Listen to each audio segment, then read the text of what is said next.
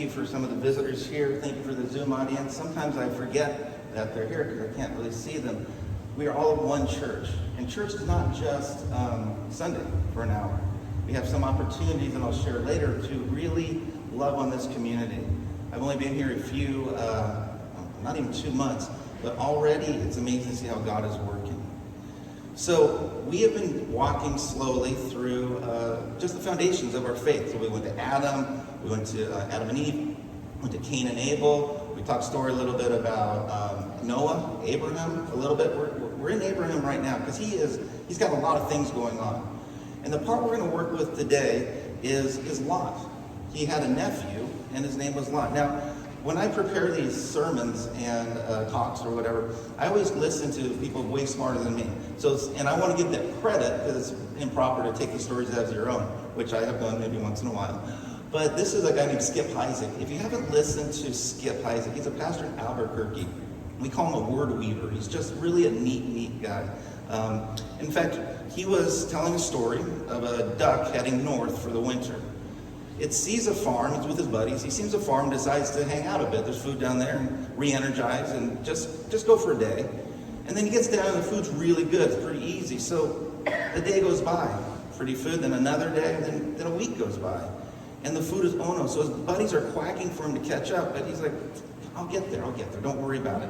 Months go by, and now all of a sudden they're heading the other way. He sees his families and buddies heading south. He's like, oh, no worries, I'll get up there. So he gets up there, pumps it up, starts to fly. He only makes it to the top of the barn, and then boom, the food was really good.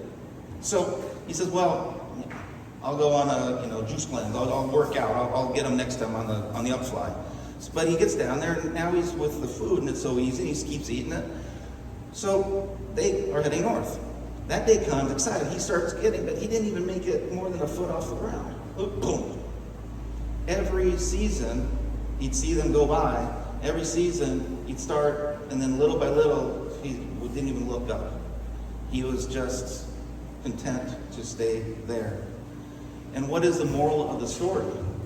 Well, one is fat ducks can't fly. And the other is sometimes we get so comfortable that we miss the adventure. Some of us Christ followers have become content with far less than what we should have. The danger is after some years that, I've prayed enough, I've read enough, I know enough, I've gone enough. And Gia, we were listening with Pastor, this is what sent us onto the mission field, as you call it, to the other countries, is that Gia was listening to a pastor years ago, and he said, do you want to be in the parade? What's more fun, being in the parade or watching it go by? And I believe we had been in a parade in Puerto Rico where the whole town was in the parade. Nobody was on the sidelines. I think the dogs were on the sidelines. And everybody had a ball. They were going together in the parade. So our story today focuses on Lot. So some of you, reread this. Again, the point of this 20 minutes is to, I can make it an hour and we can really dig into it, or read on your own. Get into the Word this week and study. So Lot is a guy who flew with Abraham. We talked about Abraham a few weeks ago. It talks about him as a friend of God. It's a great title. It also talks about a model of faith. A weird title for him because the first thing we hear about Abraham is he's pimping out his wife to Pharaoh. It's just my sister. And then he got a bunch of stuff. Well, that stuff turns into some issues now. So what happens is he goes there's a famine in the land. Lot came with him. So Abraham's down in a place called Ur. It's part of Sumeria. Now we like to think of those towns as just little junk towns and nothing happening. It was several 100,000 people. We know of Sumeria because the writing came out, a lot of amazing inventions and things that came out of this area. Ur is a cosmopolitan place. And God says, leave this, go there. So he heads up to Syria. And before they left, Lot's dad dies. And Abraham just kind of takes him over. And so Lot follows Abraham and he sees these models. We know that he had this champion mentor. The nice thing about Abraham is that he's a mentor to all of us because we see him fail. He's hanging out with God, boom. And that's my sister. Hang out with God, boom. Hang out with God, boom. Up and down. But he stays the course. So we know that Lot had a champion mentor in his life, Abraham. someone that he watched and followed. Again, he was coming from a place of learning, so it wasn't like he was just a goat herder and didn't know anything. They kind of knew what was going on. Now, it's also a place where people worshipped hundreds of gods, small g. And there is one God, and this God, big G, says, hey, come up here. So heading up to the promised land. So Abraham's got his arms around him. Lot is witnessing firsthand strong faith and strong crisis of faith. Never, and this is for us. Some of us have been walking this path a while. Never underestimate the power of a spiritual mentor. An older person who's walked the talk and has the wrinkles to prove it. And it's not hero worship. It is mature guidance. Some of us say, well, I've done enough. I've done so much. There's young guys. I've been here 5 or 6 weeks. I'm finding young pastors that are like, you just need a buddy. Watching a life is better than this sermon. Investing in somebody's life is better than a sermon. And you know this. If I asked you, years ago I heard this from a buddy, the 3 best sermons that you've ever heard, think about it for a second. The 3 best ones. Okay, it's last week, the week before, and the week before, thank you. But can you remember your best sermons, the 3 of them? I kind of remember. Again, I came into the late 20s, but I've been in church for 30 now, and I've been running around. I remember, but I remember them not for the words, as for they had a gimmick. They had a Goliath that was made out of wood, or the guy broke something, or doing a pot. So I remember those. I don't remember the words, but it's a gimmick. I don't really remember my best sermons that I've heard. But if I ask your best, most influential, good or bad, 3 people in your life, boom, boom, boom. It's pretty quick for a lot of us, good or bad. For most, it's easy. Again, it's a coach, a teacher, a pastor that listened, guided, and shaped us. Lot had Abraham. We know life had its challenges. His dad dies. He inherits stuff. Now that sounds awesome, but he's cruising with Abraham, and they get more stuff. So now they got a lot of stuff. Stuff oftentimes causes problems. A lot of you have sold your stuff and came here, and it was freeing. But then all of a sudden you get somewhere, and you're like, how did I get so much stuff? Our family's moved 10 times in 11 years. I didn't get fired, but we were popping around different houses. The first time we got rid of stuff, because we had been in this house for 10 years, it was very freeing. It was not freeing that nobody wanted our stuff, that we thought we put the price here. Like, really? But it was freeing because it allowed us to go and serve. Sometimes stuff, not all the time, holds you back. And the other thing is, every time, we're just in Sacramento, California for 10 months, and we're marveling, how do we get so much stuff? It just accumulates. But it's nice to be able to get snappy and get moving. If you say stuff doesn't complicate stuff, that's a silly, what are you talking about? Okay, if you're married, try to get rid of your wife's stuff. It complicates things, or vice versa. I had a pair of board shorts that I had trained well. They came for years. They almost stood up by themselves. Guys, you know where I'm going with this? The best board shorts, working board shorts. They fit perfectly. We're over in Kalihi, and a naked homeless guy comes down to the church campus we were serving. See, now you guys are perking up. Okay, what's he talking about? And so I'm not there. So the guys running around the playground. So Gia gets out there with some of our other guys, and they're trying to clothe the guy. So they give him the little Jesus shirt. Great idea. Wearing it on ice, whatever. And then she's like, oh yeah, let's get him Eric's board shorts. It's one way Eric won't get mad if I gave him a homeless guy. So she goes to give him my board shorts. He didn't want them. How embarrassing. But guess what she did? Oh, they're in the trash bin somewhere. I couldn't find them. I went looking for them. Stuff complicates things. So there's a spiritual connection there. It might keep you in a situation where you might not be fluid enough to serve correctly. So we're coming to Lot again. So he's with Abraham. They're cruising along. They have a lot of stuff. They're growing with their stuff. And he had some family issues. Their guys are fighting. Now, a lot of times we don't fight with neighbors because, they're your neighbors. But we fight in the house because you live together. Your family. And that's some of the worst fights. Example, quarantine.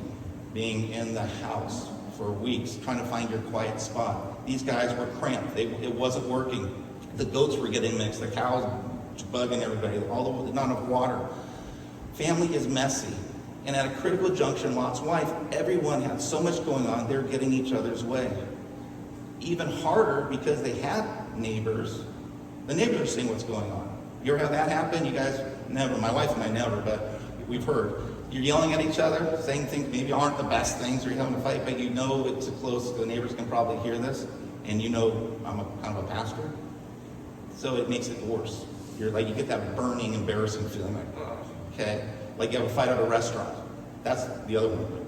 The table's right there. Well, now the table's way over there, but so the story, the family and stuff are causing problems. They've grown too big.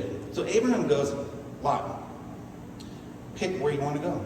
I love you. I want the best for you to pick. So there's this, pick where you want. Lot looks over and he says, you go left, I'll go right. You go right, I'll go left. Take it, whatever. He finds the best spot. Interesting personality.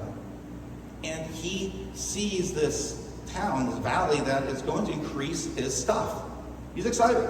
It's got water, it's got grass. And yeah, there's that city over there, Sodom. It's a little stinky. In fact, it says it's stinky to God, which is really stinky. So Lot makes a decision to go there. I mean, it's not a bad decision to, hey, spread your wings, leave his mentor. But the mentor Abraham was like a cap on this. Put a cap on the water, the bugs, the flies, the things flown in, doesn't really get in there.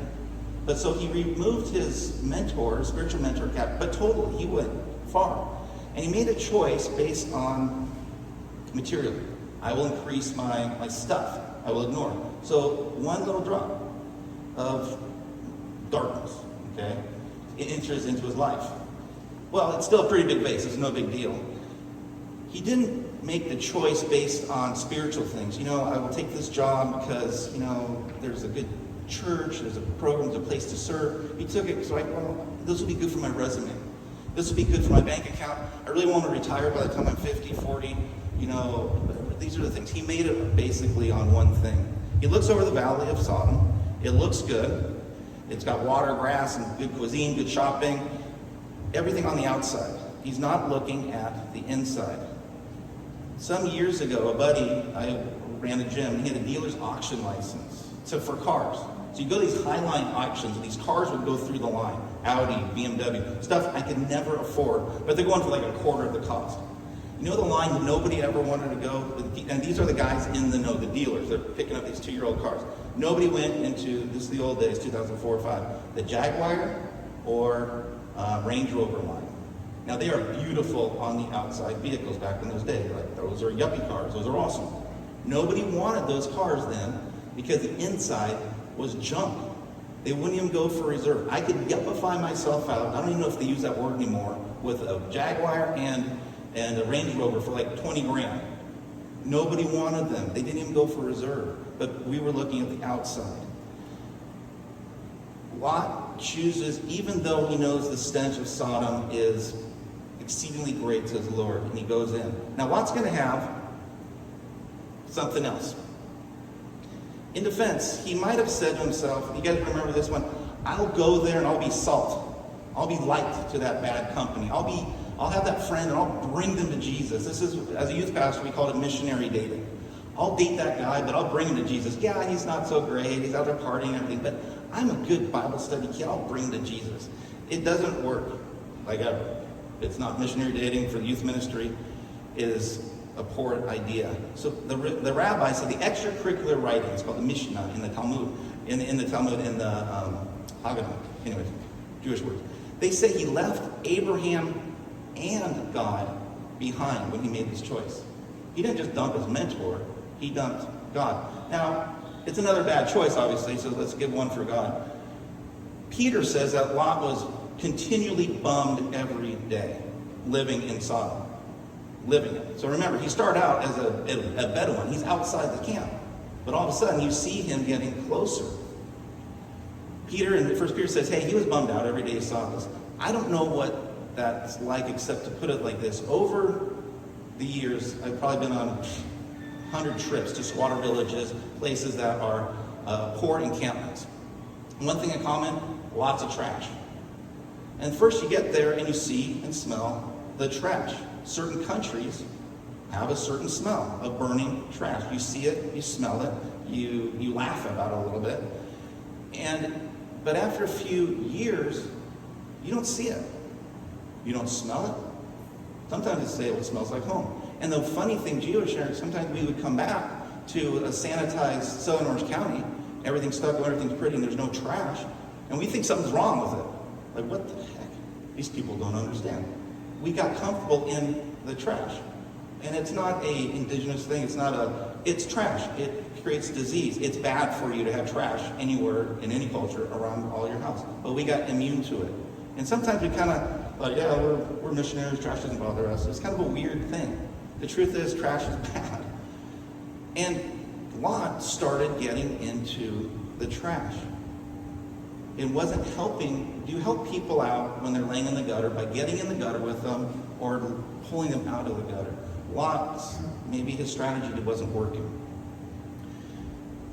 The spiritual aspect of this spiritual garbage should bug us. So we come to Genesis chapter 19. He's left Abraham, he's down in the tent around the valleys, and now we come where he is in the city. In fact, it's interesting, he's moved closer and closer to be in a house. It's the first time the word house is used in the Bible.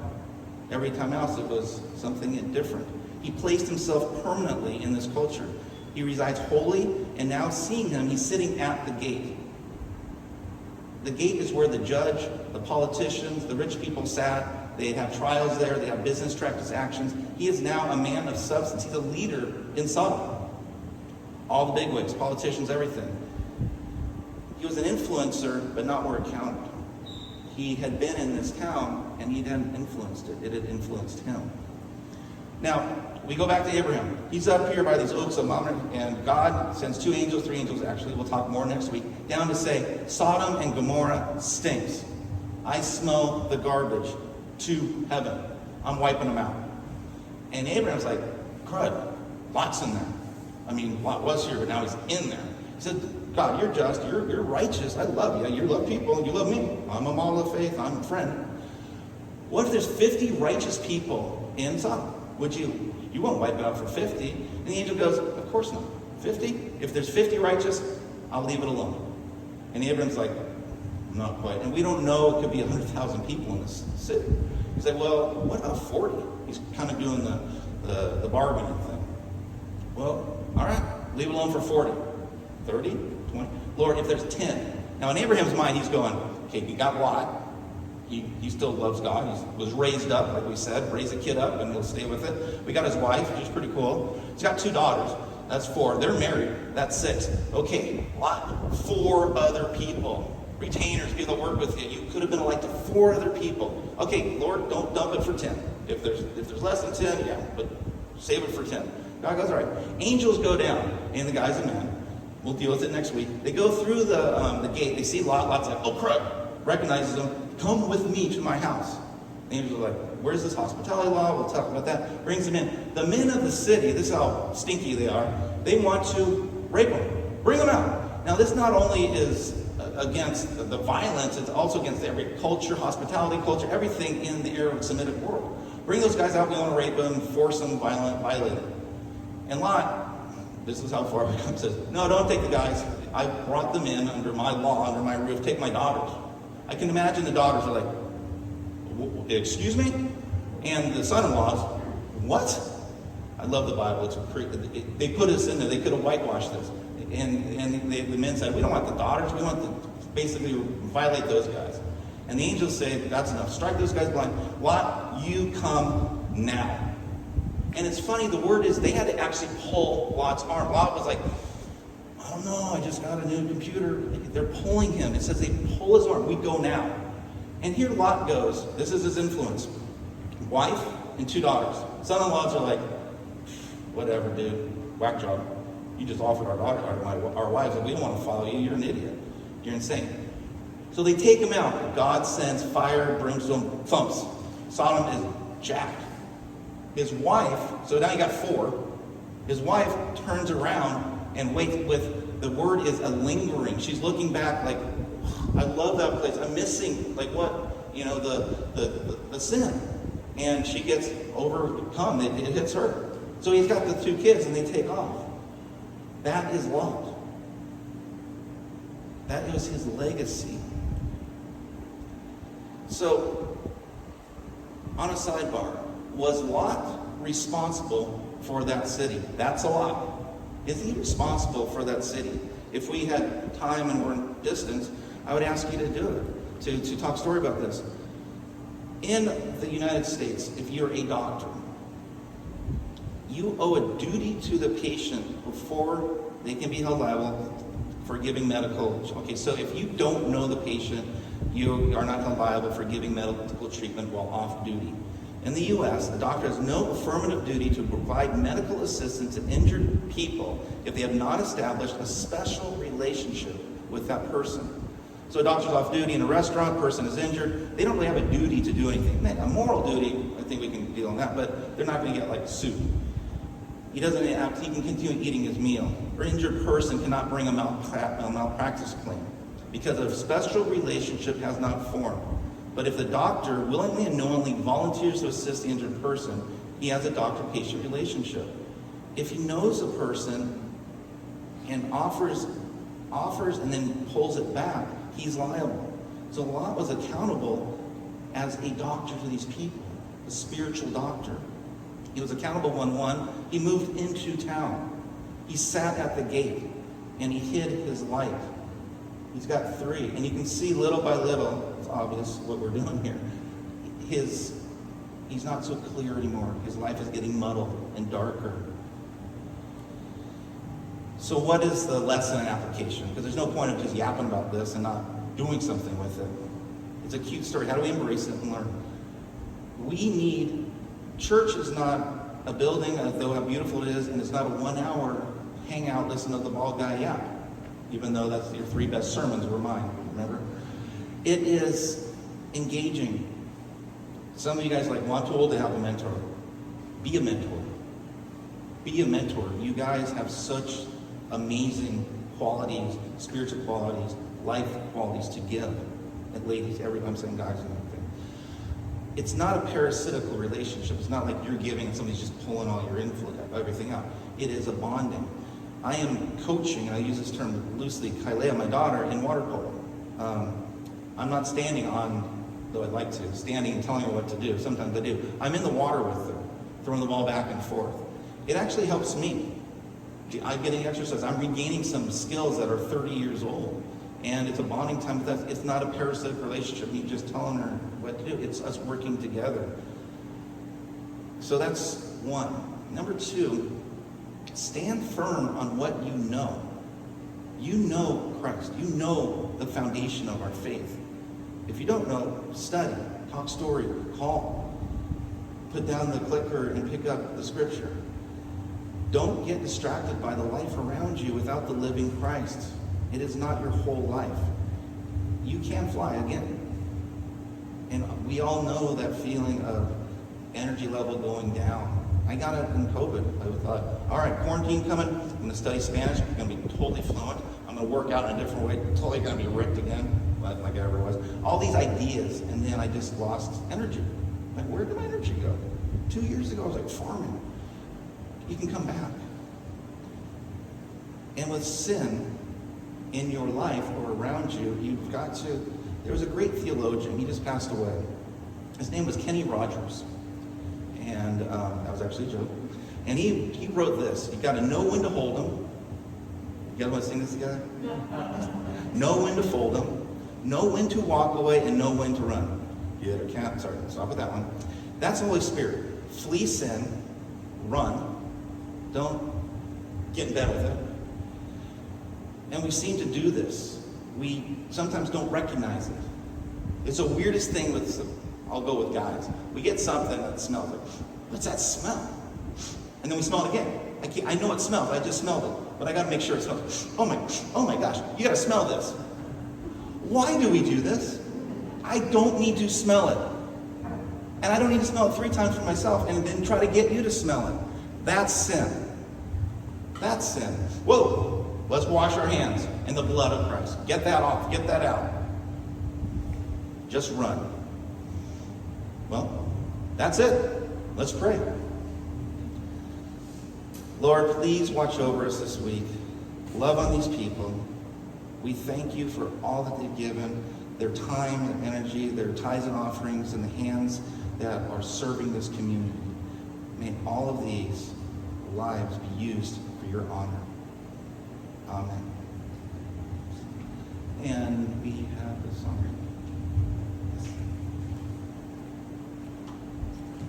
Please join us for our closing hymn, We Are God's People.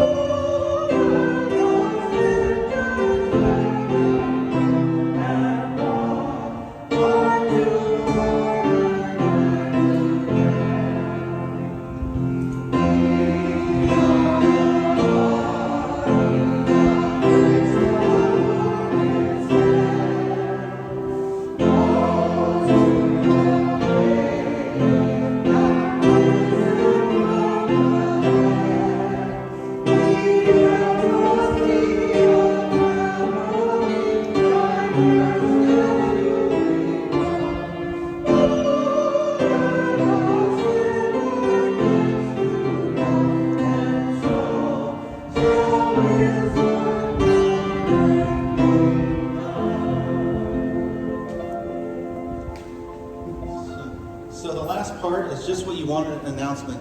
Okay, this place, this land here has been hundreds of years of amazing people, families, tradition.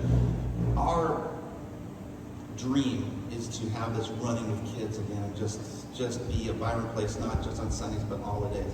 So we are doing our first activity. You excited? Yeah. Trunk or treat. Now, when I've said this to a lot of people, they're like, what is that? Well, I invented this. So what this is trunks. Everybody's going to come, and we're going to park our cars, socially distanced, outside, and we're looking at about 30, 35 cars. We have another church buddy that are helping us, and we're going to trick or treat out of the back of the cars.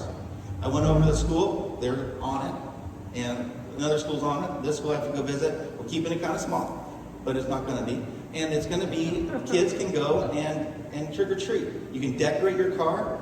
I already have the mouth, by the way, because it's the easiest one. I have a snow machine. That's fun too. But try to beat me, because you get a prize for the best car, a prize for the best kid dressed, and we'll get them out. And we just trick or treat that way. We're going to love on this community.